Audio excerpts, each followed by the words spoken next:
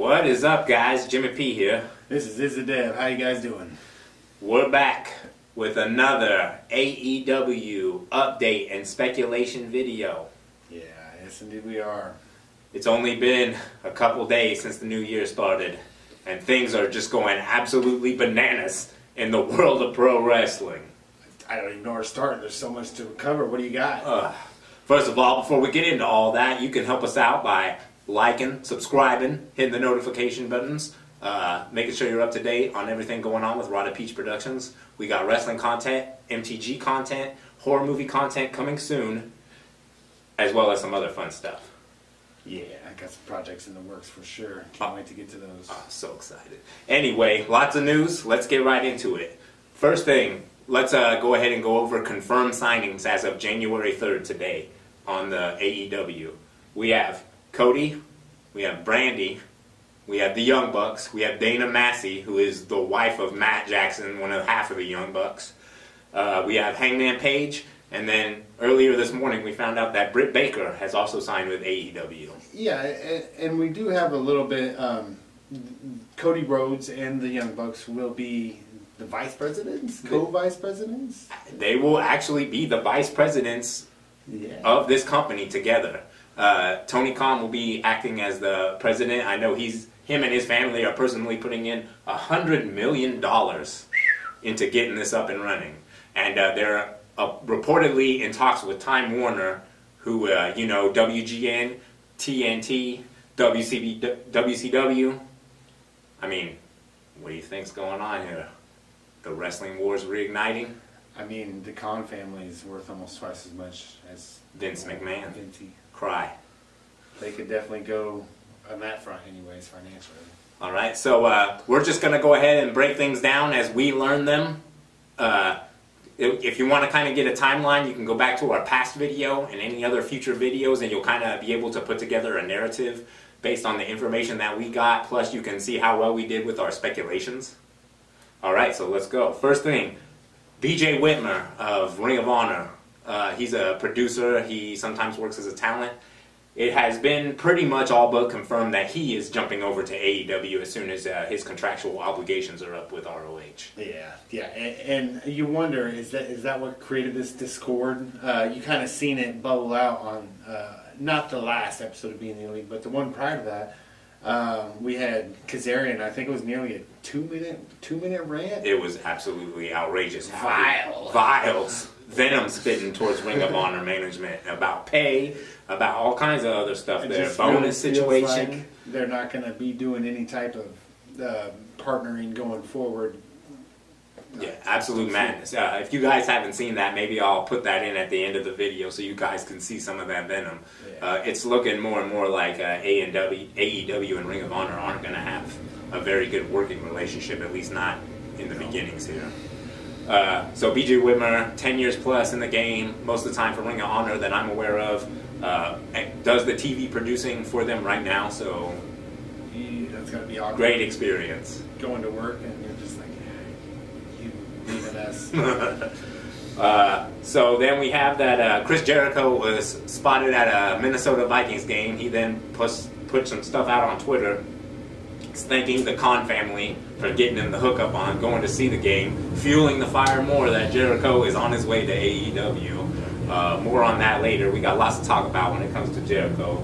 But yeah, his wife is from Minnesota, so that all just seems to be buttering him up to get him to come on board, if he hasn't already. Right. Before the last Raw of the year, we had some crazy tweet exchanges between Zack Ryder and Cody. Didn't it start out with Zack Ryder talking about not being in Raw? For the whole year of 2018. They waited until that tweet, and then funny enough, he's in like the, semi-main event Raw?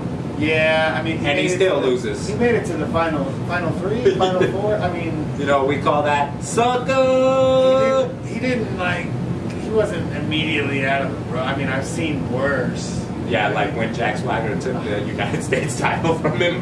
Pathetic. Or like that time he was on shot for a second and then Kane just pushed him off that wheelchair. They built him up so well. Anyway. just to get destroyed. Yeah. Anyway, so Cody pretty much tweeted him out words of encouragement, kind of said, hey man, the grass is greener. You don't have to be a sucker to be successful these days in the wrestling landscape. So 12 years on the main roster. They've been best friends. They double date. Zack Ryder can make the same kind of money I bet he's making in WWE doing this, working a lot lighter schedule. Except he is only one title away from the Grand Slam. That's how they're going to try to keep him. Newsflash. Never going to happen. Yeah. Later on, Being the Elite released an amazing episode, I thought, called Kenny's Quest, which I think might be his opening shot at NJPW, because, I mean, this thing sets up like it's some kind of JRPG. We see Kenny going in to fight Tanahashi, and Tanahashi is just spitting venom about bringing back the tradition of New Japan and how the old ways and how he's got the backing of the president and all this other stuff, and how his style of wrestling isn't true wrestling, and you know, Kenny's trying to change the world here. And I knew that initially it was speculated that this video would have been shot either prior to the match or at some point during Wrestle Kingdom, and then later on I hear that it wasn't. Like there was some type of breakdown in communication or potentially some damage to the relationship between AEW and New Japan. Right, because they put a little disclaimer before that started saying that they wanted to use that for his intro at Wrestle Kingdom, which is tomorrow, by the way, guys. I hope you're ready. But that he wasn't allowed to use it. So they just released it on BTE, which is another telling sign that our man, Kenny Omega, may indeed be on his way to AEW as well. Less than 30 days, that contract expires. Don't January 31st. So exciting.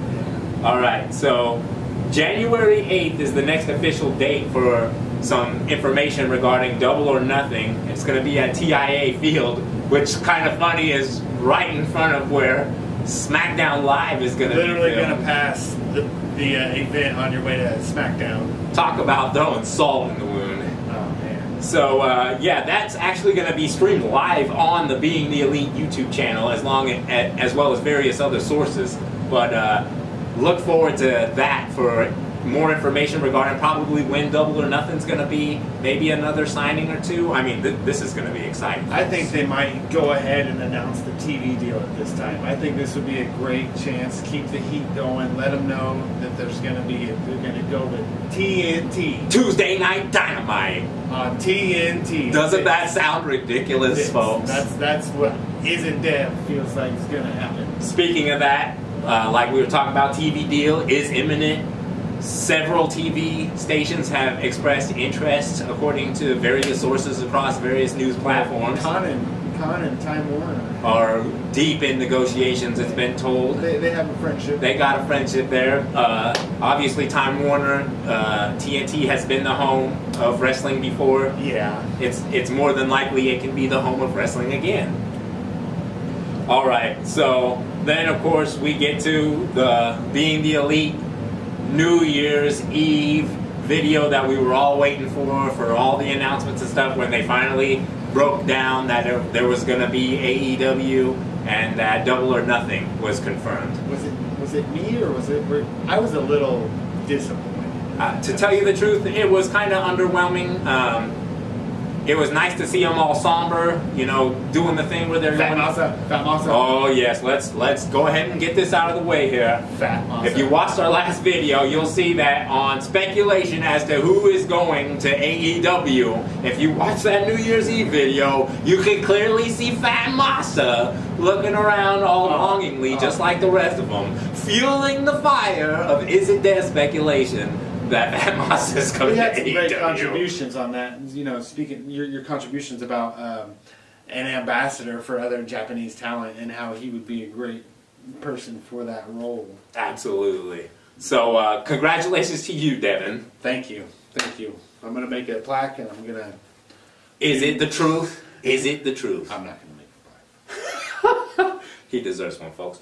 All right, so then let's go back a little bit and let's speculate on what's going on with Chris Jericho here for a little bit, because a couple of months back, you guys will remember that he took a meeting with the higher ups that Impact Wrestling in Toronto while he was there. Scott D'Amore was there. Cyrus the Virus was there. All those top guys. Yeah. Everybody was like, "Ooh, Jericho's about to sign with Impact." We're like, what? No, no way. So then let's move forward a couple of months, and then they were talking about that Impact was trying to sell themselves out to AEW. Mm-hmm. So now we believe that Jericho wasn't there to sign any kind of deals or anything. He was actually in discussions about buying Impact as an agent of All Elite Wrestling. Absolutely, and obviously those weren't very successful. Impact is now garbage fire. Yeah, they're still making signings though. I just saw today something about them signing Jordan Grace. Yeah. I mean, they're not dead in the water, but I feel like the death, like you twitch and then you're dead. All right, so then moving forward a little bit, there was a Talk Is Jericho podcast that was just released a couple days ago, and it's his Wrestle Kingdom 13 preview. Yeah, very exciting stuff. Following that. Jericho knows a lot about what's going on behind the scenes with these guys. Don't let him fool you with these smoke and mirrors, with him saying, I don't know what's going to happen with these guys, because he absolutely does. And some key things that I want to go over that he said in the podcast. For one, he's been talking with the higher-ups, giving these guys advice like he would Vince McMahon about like how they should book things. Like, for instance, the example he gave was for their New Year's Dash, which is kind of like their Raw after WrestleMania, and how that needs to be so hot, and that you need to book all this heat to get the stories going for the year. Now that's some Western-style booking there, and he's just giving them this information. Like, this is valuable information that he doesn't have to be sharing with these guys at all. This is just to anybody. This man invented Money in the Bank. Yeah, this is Chris freaking Jericho. A legend. I mean, beat everybody in one night, right? Yeah, so it looks like they're trying really hard to maintain a relationship with New Japan, which would benefit both companies, to be honest with you. Another thing he says is that while he's giving his predictions, he says that he feels that this is the last time that you're going to see the Bucks and Cody and Hangman. He feels that this is the last time, and maybe even Kenny. So, kind of what I'm getting from this is, if this NJPW stuff doesn't go through, this is the last time you're going to see all these guys there. If that happens, I think it'd be devastating for New Japan Pro Wrestling. As far as their Western expansion goes, absolutely. Like that was the talent that was driving them. That'll set them back 10 years. Wow. On the Western side of things. Devastation to their nation. Who do they got except for Ospreay? I don't know.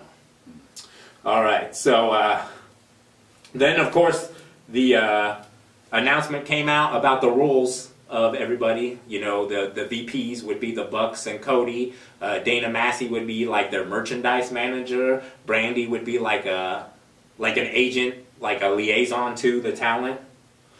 So roles are already being defined, and like these guys have a really good head on their shoulders, and like things are moving along so fast and in a very positive direction. Like a lot of time and thought has gone into this. If they can put this company together with 8 times the amount of time they had for the All In, I mean, it's just one. Sure, it was just one event, but it was a fantastic event held by people that had never done it before, and they sold over 10,000 seats. 28 minutes. Insane. So, I mean, the future's bright if they can just keep doing what they're doing right now. The picture came out that showed those particular people that we just talked about signing their AEW contracts. That was sweet. It was then announced later on that AEW has some indie talents that they haven't announced yet. They're signed to what's called a holding deal. Yeah. Which pretty much is like saying, please don't go and sign with anybody else. We're going to give you this much cash now, and then as soon as our TV deal is secure, then we're going to give you the whole rest of your contract. So that's with the indie talent. Supposedly there's lots of WWE. So, do you think El Bandito would have maybe not went somewhere else if he had gotten one of these offers? That's a good question. Because I feel like that was a big miss. Yeah, it was a huge miss, and Ring of Honor's huge gain there getting Bandito. And I do think that the timing was just off there. Yeah. They didn't have a position where they could offer any money. Bandito had bills, man. Exactly. Yeah. So first come, first serve, Ring of Honor won. But I do believe that might have changed the influence for sure. Well, yeah, maybe that's what led to the BJ Whitmer, and the kind of the initial degradation of the relationship started with that signing. Starting to approach to people. Because they were like, hey, come on, you knew that we wanted to sign this guy. He was in our main event at our pay-per-view, and now you're just going to sign him like that? Right. I mean, that makes a lot of sense. Is it? I wonder. Yeah, so then there's been news that Barry Bloom is going to be aggressively hunting WWE talent whose contracts will be expiring to get them to jump on board with AEW. Barry Bloom is a very famous wrestling agent, has been representing such people as Cody, Goldberg.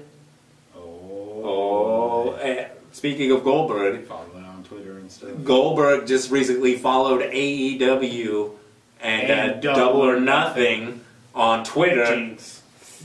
His agent is Barry Bloom, fueling fire for speculation that he too may be one of the legends supposedly jumping on board with AEW. Gotta have a couple. Gotta sell them tickets. Gotta have the nostalgia act. Yeah. So with such a good agent going through trying to get these talents, it's going to be a lot easier for them to acquire some of the higher-up talent because Barry Bloom is such a trustable guy and always gets these guys such great deals for their contracts. You sign bigger names, too. You get that bigger TV deal. Yeah, it's absolutely crazy. So that's pretty much an update as far as news goes. We're going to take a little time at the end of this video now to update our speculation a little bit and give you our thoughts on who we think could be announced or some more signings to sign this off. I'm going to give you 3. Izzit Dev is going to give you 3. So my first one is definitely still going to be MJF.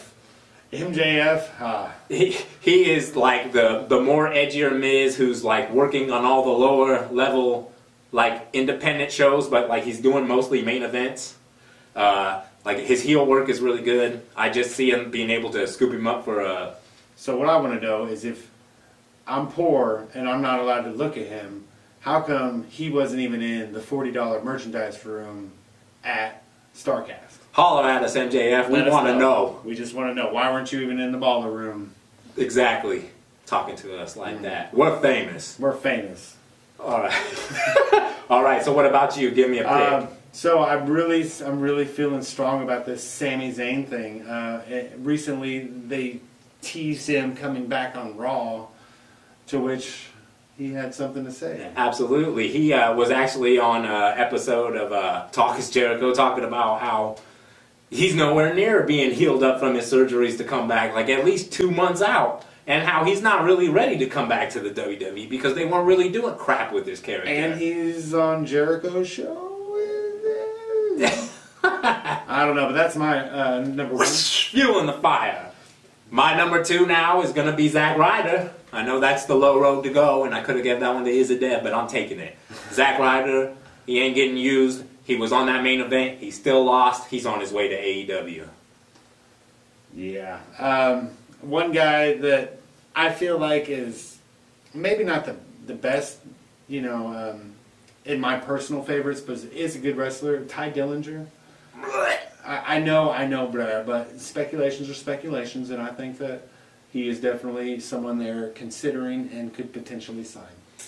Excellent, excellent. And for my third and final pick, I'm not going to say any of the addiction because we know they're on the way. No, absolutely no way they're not. There's something going on. I think they'll be announced at that Field thing too. But my third pick is I'm going to go ahead and go with... I know this sounds a little crazy, but I'm going to go with Sasha Banks. Sasha Banks. I just have some kind of weird feeling. I know that they're getting ready maybe to do this tag team with her and Bayley winning the tag team championships, but if that doesn't happen, I know that they like the Riot Squad and some other teams, but if that doesn't happen, Sasha Banks would do really good at AEW.